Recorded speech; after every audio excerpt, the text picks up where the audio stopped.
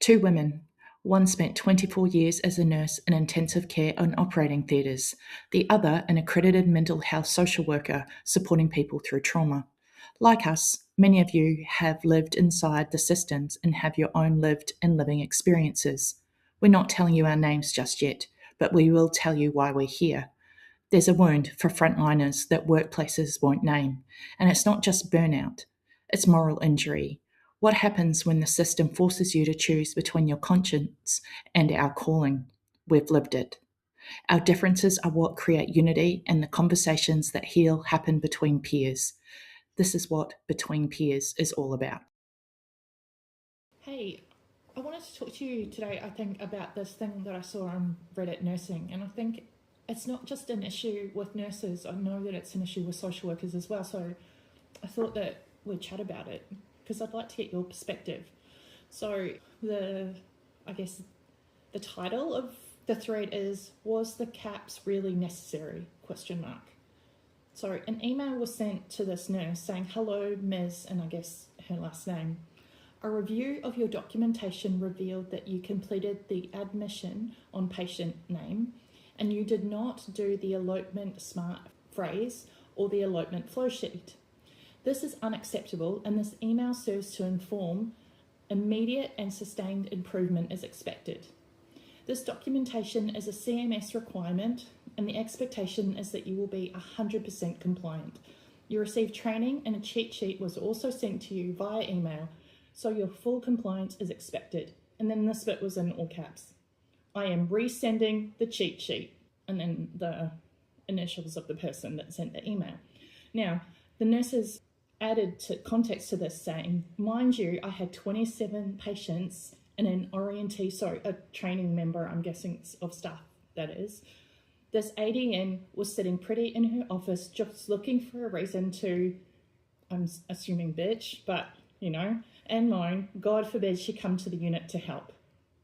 So I guess I didn't actually know what a elopement smart phrase was, and I had to look that up, so I'll explain what that is. So this is obviously, we're assuming American, but Yeah, the linguistics? Yeah, I'm guessing American, but I wanted to know, is it kind of common here, and I imagine it would be. So in healthcare, an elopement smart phrase, often called a dot phrase, is a text shortcut in an electronic health record, or an EHR, like Epic. When a clinician types a period and an abbreviation, so for example, dot elopement, the system instantly auto-populates a standardized clinical note, safety checklist, or incident report template. The smart phrases are used by nurses, physicians, and clinical staff to streamline charting and ensure critical safety protocols are met, depending on the medical setting. Elopement has a very specific non-romantic meaning. Of course, I went to the romantic meaning, but I knew it wasn't going to be romantic. Yeah, trust us and our viewpoints of, like the patient was running away with the doctor. I've been reading too many Mills and Boons. Mills and Boons, yeah. So I think in this particular instance, it refers to inpatient and psychiatric units. So in hospitals, elopement refers to a patient who requires supervision, such as those with dementia, delirium, or altered mental states, leaving a staffed care setting without authorisation or unnoticed. And I guess the purpose is it allows staff to quickly document the patient's time of departure, notifications sent to the provider and family, and safety measures that were in place prior to the event. And I guess why it matters, the Joint Commission considers patient elopement to be a severe centennial event requiring meticulous and standardised documentation. I guess it's very similar for emergency departments, but it means a patient that's leaving before the full assessment has been completed. But again, it looks like it's required by law. So we're obviously assuming this is not here in this country. No, but I imagine there would be something very similar here. So we're assuming that we don't even know if it's hospital-based, as an internal hospital-based document, or a state-based,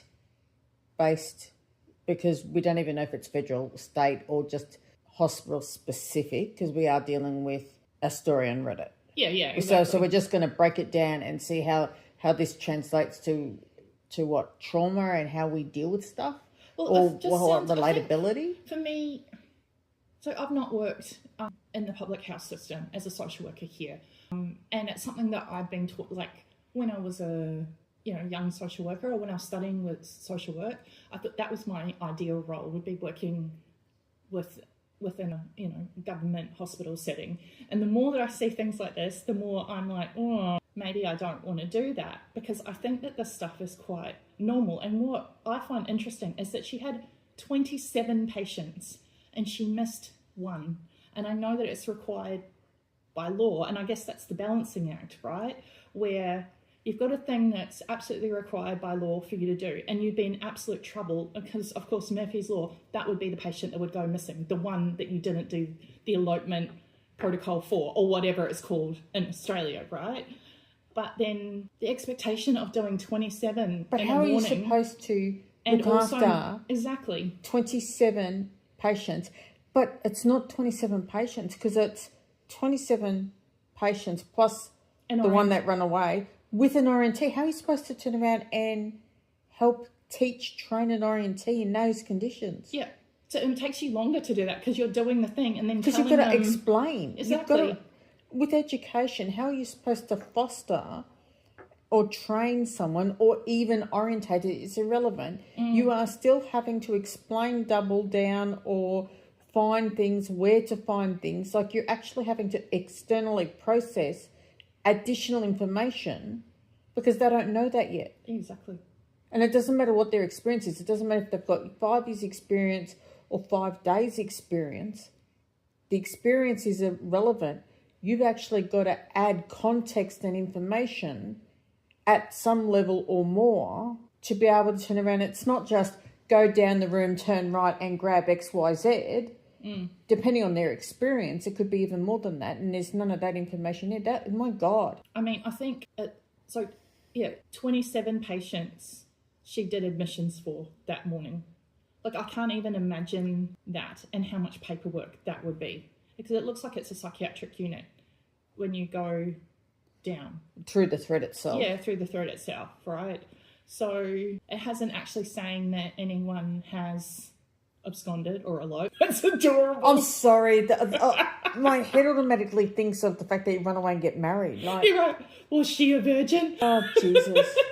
It's so inappropriate. And look at this. This is so inappropriate. And look at our dark humour in this sort of scenario. And then I bet you someone will turn around and say something or the relatability of it. My God, could you imagine? And that, so it seems that this ADN, I don't know, do you know what ADN stands for? No, but my head would always come up with some other acronym that would be, we won't go there. It would be inappropriate because, that's my mind. Okay, so look, the long and the short of it is, it's the staffing level, regardless, any person who would listen to this would agree to this statement. Inappropriate staffing to patient ratio doesn't matter what freaking country, and it doesn't matter what freaking state. It doesn't even matter anywhere or any time. That ratio is appropriate, not even on night duty. Because here in Australia, night shift, right? And then it depends on other formations for calculations to do with the exact, we have to score the patients. And based on their score of their needs, produces a formula that then dictates staffing level, okay?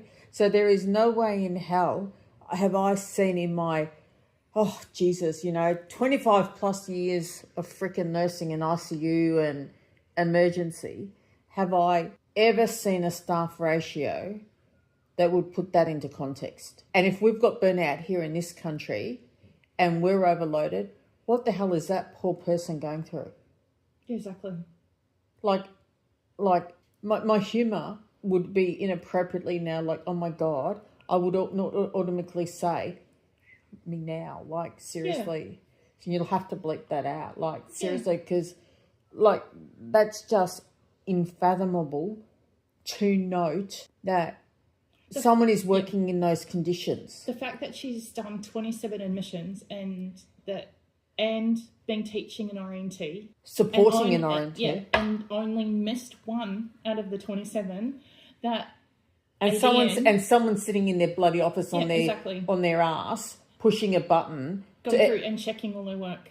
And then, and this poor person, he's put it on Reddit, under the title of all caps. Yeah. Like, seriously. So I'm assuming that the person who documented the note and addressed it to the OP, being the person who actually put up the Reddit post, Yeah. it was in all caps, shouting basically. Yeah, so out. that all caps is I am resending the cheat sheet. Oh my God. It's not about the cheat sheet. She clearly knows what the cheat sheet is because she's done it the 26 other times. I think that's the part for me that I'm like going, she knows what it is, mate. But she probably was in the middle of doing that and got up to that bit and then got distracted. Do you know what I mean? Because she's got so much going on. Like, she's clearly Did she even overworked. get to go to the toilet? Who knows? Like, my poor brain is going, what about meal breaks and going to the toilet? Like, what happens from a staffing and legality issue if this is an orientee, depending on what the qualification of that orientee is, right? No, it's not the orientee. She's teaching the orientee. I know, but we don't know what the qualification of the orientee is for this statement. Yeah. And that is, is it even safe for her to turn around and be able to go to the toilet? Yeah. Is the orientee required to have supervision or not? Because, for an example, here in Australia, if you're orienteering and it's student nurses, you can't leave the student nurse with any patient. Yeah. They can help you and work beside you for learning and consolidation of their learning for what they're experiencing. But it is not their responsibility to be 5 minutes looking after a patient at all. So you can't leave them legally on the ward if it is a student. We don't know. There's no context for this. But you can't leave them. You It would either be staff member or you'd have to get a nurse unit manager or someone to come and relieve you if you go to lunch or go to the toilet. Yeah. You can relieve the student, the other person, but if it is someone of equal standing, it's different. But we don't know. There's nothing in the thread that indicates, whether it was a student, not, or even like a new grad versus an experienced RN. Yeah, exactly. Do you know what I mean? A new grad is only one more slightly up from a student nurse because they're still consolidating. Like they're still in that first year, 18 months of consolidation. The top comments are, on what unit do you have 27 patients and have to do admissions? And then the OP says psych. And then they say, that makes sense. Regardless, this is an overwhelmingly aggressive email for an issue that could have been a polite conversation. And then someone else says, that's effing brutal, even for psych. I mean, we all know that psych is one of the hardest areas to work in, right? Oh, hang on. All areas are brutal. You have good days and bad days. Well, yeah, but what makes it worse is the volume of patients. Mm-hmm. Like that's just, I don't care what area, as I've said before, I don't care what area of nursing, 27 is brutal. Like where? Where the hell? Then also I'm wondering as well, and I only just thought of this, who's writing the ADNs us, right? Like who's actually going, oh, you have to do an audit today. And if things aren't compliant, then you have to do X, Y, Z. Because that would be, she's not the top of the food chain. So, as well, like maybe management in this situation is being forced to do things that they feel are underhanded. I don't know, maybe I'm making excuses because I think everyone's good until proven otherwise. Oh, look, we don't even know what's, there's obviously more issues at play. It may be beyond that person sitting in the office typing that email. There could be other budget and other issues in play. Look at the world we live in now. Well, I mean, obviously, it's clearly a compliance issue and the hospital would be an absolute big doo-doo if that particular patient, the one out of the 27 that didn't have their elopement paperwork in order, had eloped. Sorry, it just tickles my brain every time. I mean, so I've got another thing to add to this. So I know someone who had their student placement at a psych ward, and this is a social worker, right? Okay. So they only had Is this here or somewhere else? Here in so Australia. this is an Australia comment So now? this is an Australia comment. So a Master of Social Work student in their final placement. Okay, so we're at the very end. Yeah, and this is someone that's also just getting the piece of paper. They've worked in the industry for some time. So that it's an experienced person that's just getting their social work paperwork, right? But still a student. Mm-hmm. Got to be clear about that. So the whole psych ward had one social worker. So what, 30 patients? Like how big is the unit roughly? Without giving too much away. I can't, at least. Okay, all right. At least. And there's there's a few different psych wards. Okay. As well. Do you know what I mean? There's the over 60s and then the adults. Yeah. But it doesn't include children. So there's one social worker to work with all of the people in there for mental health issues. One, right? One. And she's got a student. So, okay. Right? So we're talking similar. So, there's a lot of patients and a lot of very unwell patients that are quite violent as well. Okay, so right? So there is a forensic mental health, I'm assuming. I'm not going to say that 100%. Maybe I'll withdraw that bit, but there's a lot of patients. Then the social worker has booked to go for 2 weeks holiday, and she organises that the student is going to be there by themselves, right? But hang on, students aren't even getting paid. Students aren't allowed to be there by themselves. But she organised it, and so this person's got no idea because they're a student. So they're going up there doing all this stuff by themselves. They've been seeing patients by themselves, doing all of this stuff with them, like filling out Centrelink forms, and because none of them are allowed to be released without housing. And this is in the middle of COVID housing crisis, the beginning of it, when everything's so bad. Okay, right? So it's fairly current. So we're talking we're talking like about 2020 onwards in that pocket. Yeah. Okay, cool. Yeah. And they hadn't passed the NUM. Which is, for those who don't know, that's nurse unit manager, by the way. Boss. Just so so like you the know. boss, near the end of that student's shift, the NUM comes down, absolutely screams at them, like as if they've chosen to do it themselves and they're misbehaving, and kicks them off the unit.